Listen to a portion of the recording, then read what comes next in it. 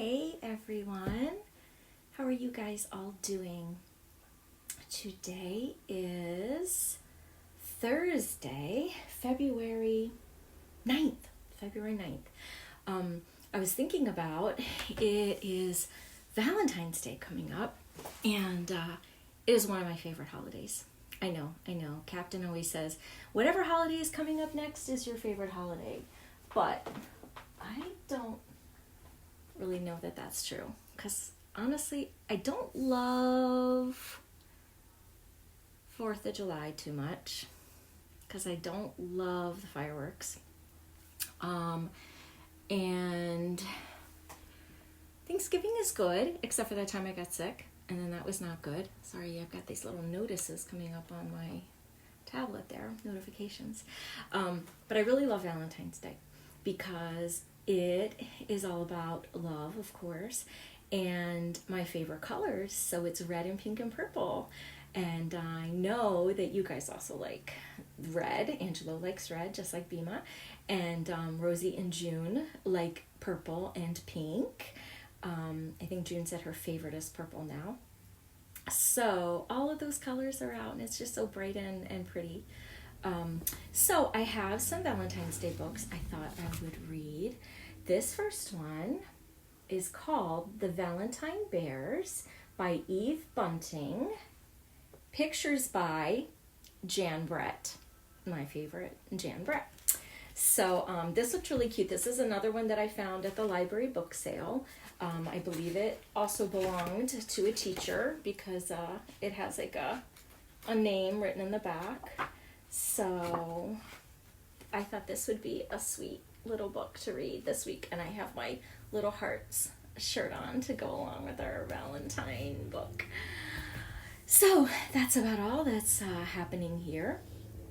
I sent Valentine presents to Germany, and they should be arriving tomorrow or the next day. So tomorrow's Friday, so maybe not Saturday. I don't know. Friday, Saturday, maybe as late as Monday, but before Valentine's Day, we hope. So anyway, let's read this book about Valentine Bears. The Valentine Bears.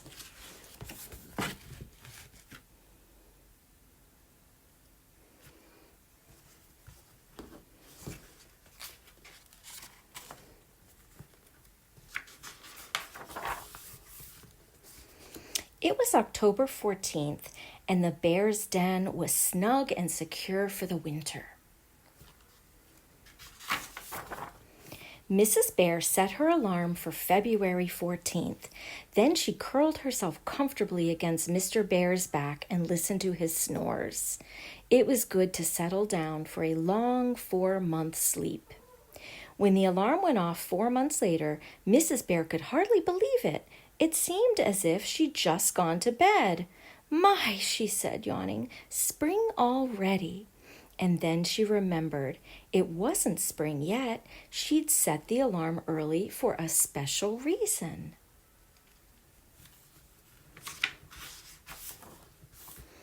Mrs. Bear stretched, scratched, kissed Mr. Bear on his nose, and got up.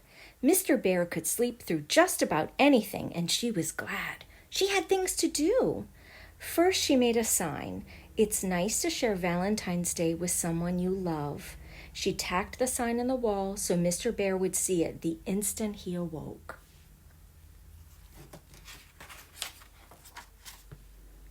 Leaves had blown into the den while they slept. Mrs. Bear brushed them into a pile and swept them outside. "Brr," she said, standing in front of the den. "You'd think they'd put this special day in summer. Mr. Bear and I have never shared a Valentine's Day in all our years together."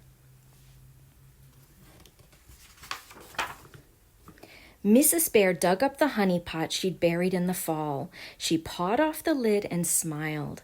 It was fruity and rich and smelled of summer, just the way Mr. Bear liked it. Mrs. Bear carried the pot inside and put it on the table next to the bowl of crunchy, dried beetles and bugs. Crispy critters! How Mr. Bear loved crispy critters. She had made 2 Valentine poems way back in summer. Now she got them out of a drawer. One said, "Red berries are red, blueberries are blue, termites are sweet, and you are too." The other one said, "Your teeth are so sharp, your claws are so fine, dear Mr. Bear, you are my Valentine." She couldn't decide which poem she liked best, so she decided to give them both to Mr. Bear. Mrs. Bear huddled herself deep in her coat and went outside again. "Only crazy creatures would be out this early in the year," she muttered. The sun shone through a haze, pale as milk. Crows cawed in the white air. The arms of the trees scratched at the sky. Mrs. Bear clawed away the ice on the top of the pond. She splashed water on her ears and muzzle. She sleeked her head fur and took a long, cold drink. It was time to waken Mr. Bear.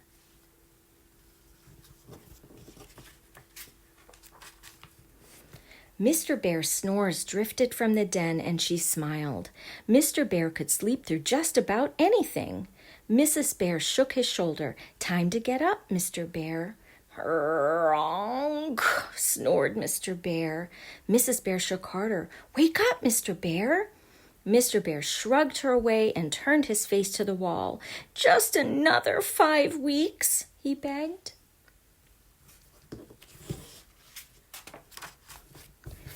Mrs. Bear poked his back. "Happy Valentine's Day." Mr. Bear curled himself into a fur ball. "Honk," he said. "Oh, no, you don't." Mrs. Bear pulled Mr. Bear's ears till he uncurled himself. She tickled his paws. She pried open his eyes and watched them drop close again. "Honk," said Mr. Bear. Mrs. Bear sighed. She took their empty berry can, snuggled deep in her coat, and went back outside. A wolverine slept, safe in a hollow log. A deer drank from the pond. It stopped drinking and looked at Mrs. Bear with surprise as she filled the berry can. Mrs. Bear decided the deer had never seen a bear up and about so early.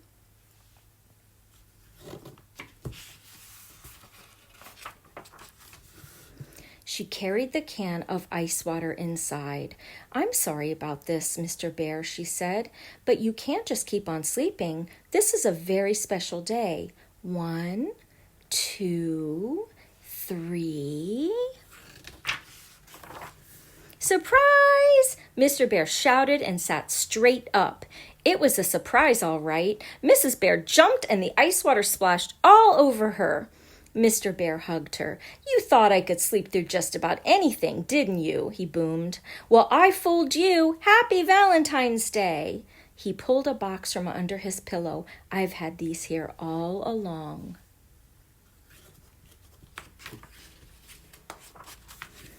"Oh, Mr. Bear, chocolate-covered ants, my very favorites." Mr. Bear licked his lips. "Mine, too." He admired the sign on the wall. Then Mrs. Bear ran for the poems, and Mr. Bear read them aloud. "Dear Mr. Bear, you are my Valentine." "That's lovely."